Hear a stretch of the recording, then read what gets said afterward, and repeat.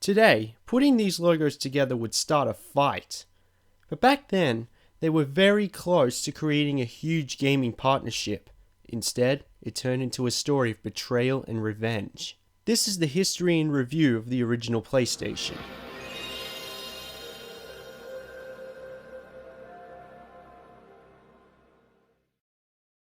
Sony, one of the perfect examples of a post-World War II success story in Japan, became a household name in the electronics industry thanks to the Walkman in the 1970s. Before the PlayStation, music electronics was the first thing that came to mind when people thought of Sony.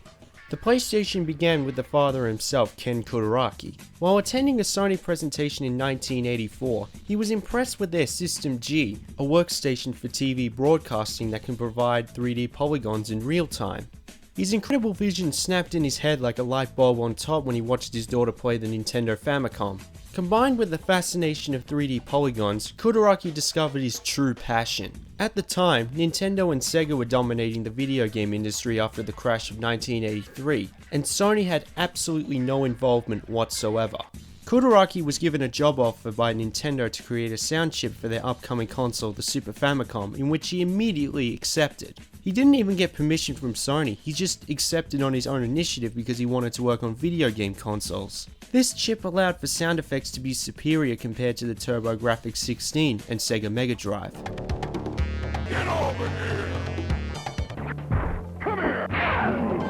However, because he was working outside of Sony, the bosses were completely against it when they found out. Fortunately for Kutaragi, Sony CEO Norio Oga supported his potential, he still had his job, and continued to work on the sound chip.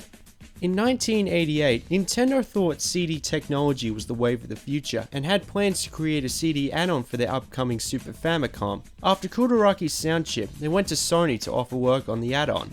The deal was that Sony create a CD add-on for the Super Famicom while Sony can make their own console which can play Super Nintendo cartridges and CDs. Nintendo would get all revenue from cartridges, while Sony got revenue from CDs, including licenses and distribution.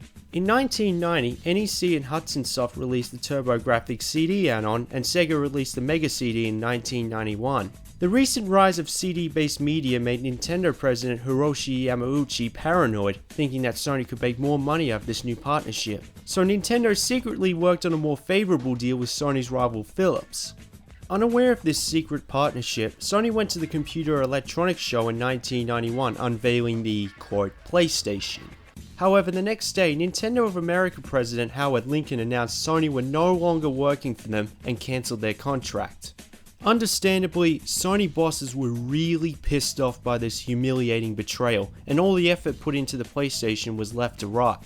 So Kutaragi went to Norio Oga and said the PlayStation project can be salvaged by making it a standalone console. Oga, who initially didn't want any part of the video gaming industry, fuming by Nintendo's betrayal, had a bloodthirst for revenge and told Kutaragi, quote, "Do it." Do it!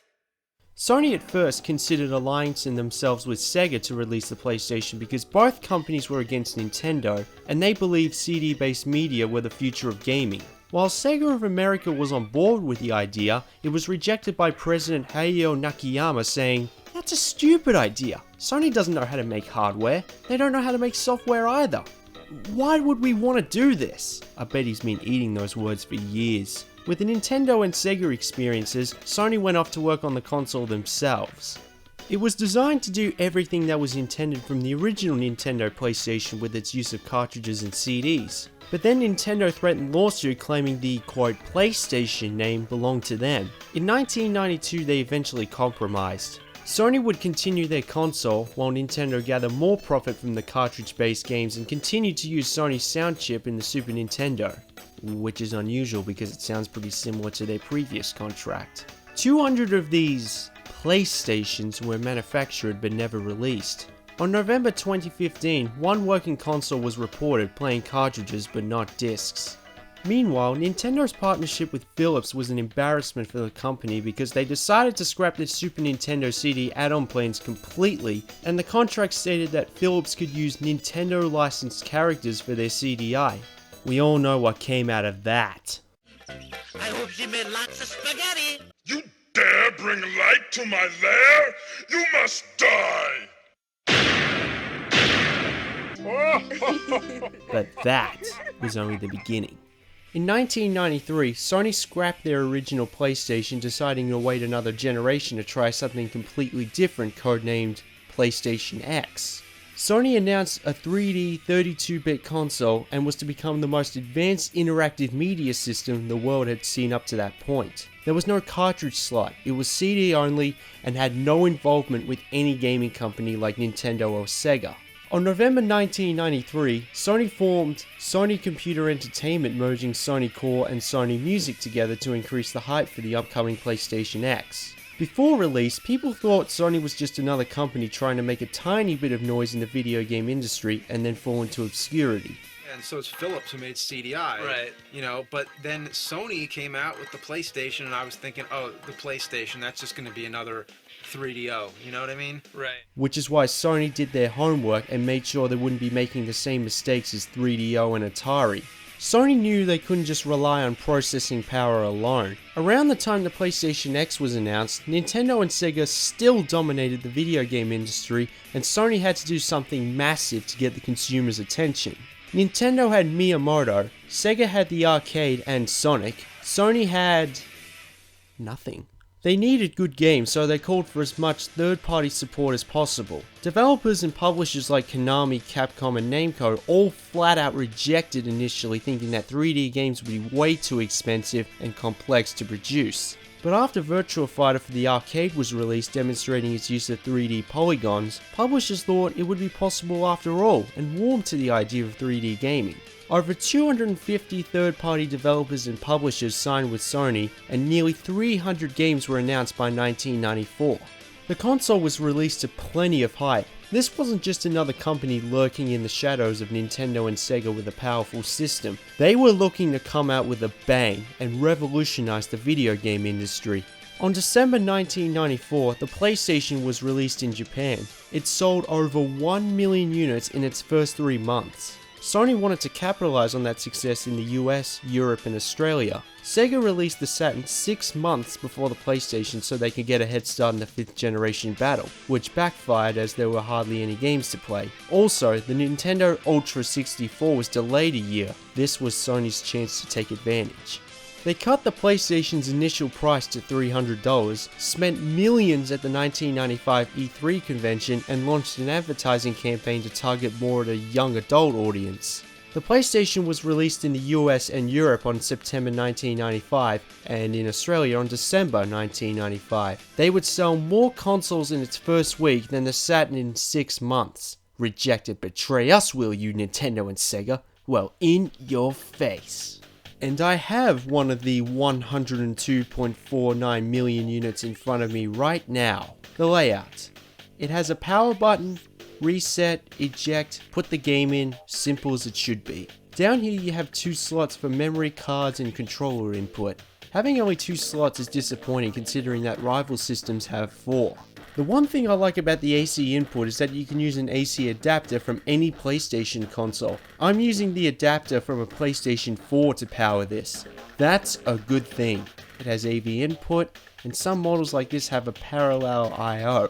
Although this was the first console to get 3D graphics done right, it's not on par with the Nintendo 64. If you've seen my N64 review, you'll know that Nintendo teamed up with Silicon Graphics to create a system with better pixel quality than the PlayStation and Saturn. When you're closer to something, the pixels shrink with you and it doesn't look like a bad picture off the web. The PlayStation, on the other hand, is not like that. This can also be used as a music CD player, trying to do a little bit more than play games. I demonstrate, but I don't want to be flagged by YouTube. I just want to know, did anyone who had a PlayStation actually use this as a CD player?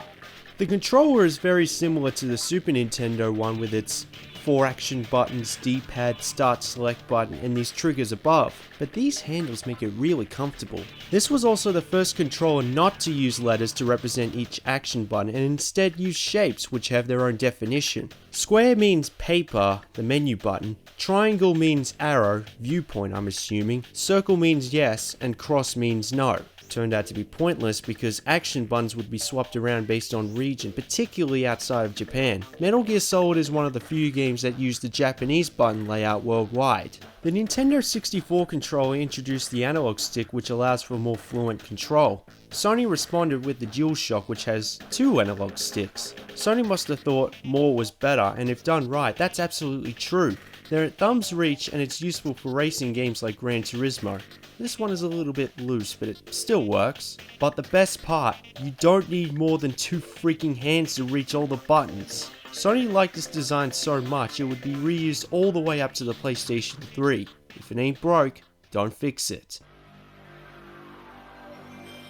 Now this PlayStation startup intro is one of those permanent images that stick in your brain forever. When you see and hear it, even if it's been 10 years, you'll instantly recognize it.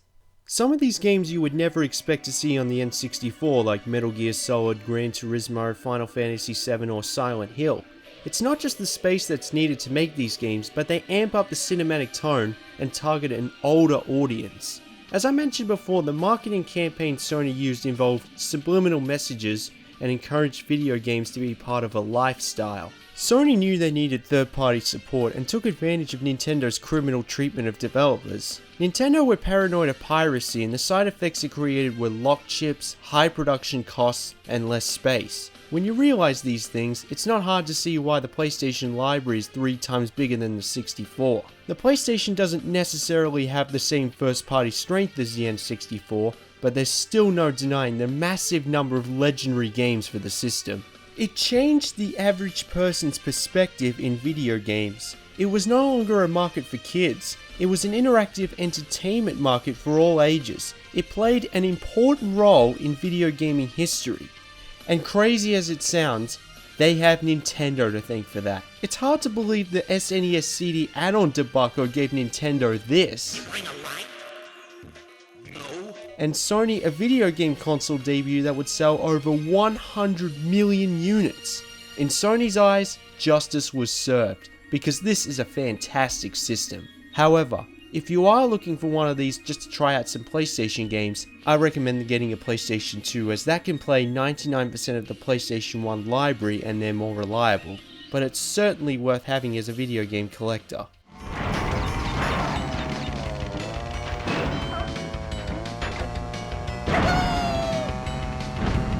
Fighting squash,